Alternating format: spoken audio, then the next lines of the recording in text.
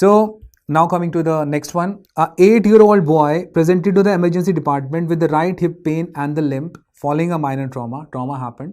Okay, mother informed that fever for the last 5 days is there. On examination, the boy had a painful right hip movement, could not bear the weight on that side. Fine. The local examination shows redness of the area around the right hip. Complete blood count, CBC shows total leukocyte count, how much? 22,000, obviously raised one. Fine. Then neutrophils in that is 85%. CRP, CPR, this is not CPR, this is CRP. And CRP is how much? 7 milligram per DL, slight bit raised from the 6, 0 to 6 is the range, normal range. While the ESR here is around 50 mm during the first hour, okay, raised off. The X-rays of the right hip shows lytic lesion, fine, of the proximal femoral metaphysis. All other joints were normal. So this is the history. So guys, what do you think? What this case scenario is all about? So answer is, guys, this is the case scenario of what? Acute osteomyelitis. This is the case scenario of what? Acute osteomyelitis. And in this, they have written up regarding the right one, so right hip. And the most common organism causing acute osteomyelitis, everybody knows from the lectures also, Staph aureus. So Staph aureus is the most common one. And obviously you go for blood culture here, that is to isolate the correct organism, and you can take the material from that lesion also. You can have the pus or you can curettage that particular tissue and you try to culture it off to reach to a perfect diagnosis and perfect like antibiotic also, that which one is working on this. So that is importance of culture here. Okay, so this particular one is Staph aureus. They can show you this picture and they can relate up with this case scenario. Okay, and this is the grape-like clusters, which you know.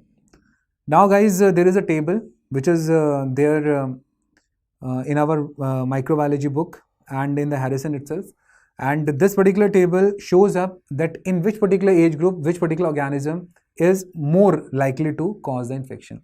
So as you can see in this particular table, the neonates, they are mostly handled in the osteomyelitis stuff. Osteomyelitis we are talking about. Again, it is GBS, that is group B strepto. Fine. In the children and adults, it is the Staph aureus. Overall, Staph aureus is most common, no doubt about that. But if they segregate according to the like this age group stuff, then neonates it is GBS, children and adults Staph aureus, adults with vertebral osteomyelitis, again the Staph aureus. TB is there, but second number. Staph aureus is number 1 in vertebral osteomyelitis. Intravenous drug abuse, no doubt about that, Staph aureus. Along with that, Pseudomonas, Serratia marcins, which is a pigmented one, pink one. Okay, Candida albicans, this fungus also associates with this intravenous drug abuse stuff. Puncture wounds of the foot, that is Pseudomonas aeruginosa. So puncture, P for P, remember, Pseudomonas associates with puncture wounds of the foot.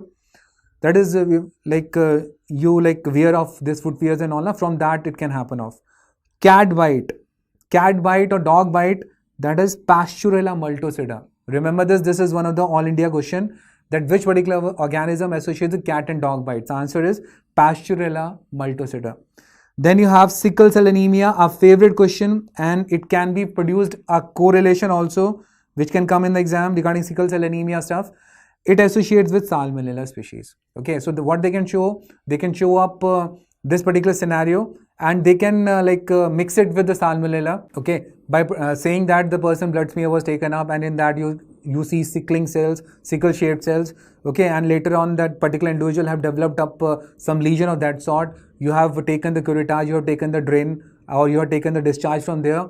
Okay, and when you have cultured it off, gram-negative bacilli, they grown up. Okay. So, and they are found to be like motile, they are found to be cultured on this particular culture media proper. So, they can like twist it towards the microbiology stuff. So, you need to focus upon whenever you hear up or you suggestion is there in the question regarding the sickle cell anemia, you should think for which species? Salmonella. Okay. Exposure to an endemic area like in certain regions of the American country, like American state. So certain areas are there in which certain dimorphic fungus, they are endemic, like coccidioides in a particular area, histoplasma capsulatum in a particular area. They are there which are endemic in that particular zone, and they also associate with what? Osteomyelitis. So this particular list is important, guys. Overall, Staph aureus is the most common, but if they give like this category wise, like cat bite, sickle cell anemia, exposure in endemic area, so you need to be ready for that also. Okay, so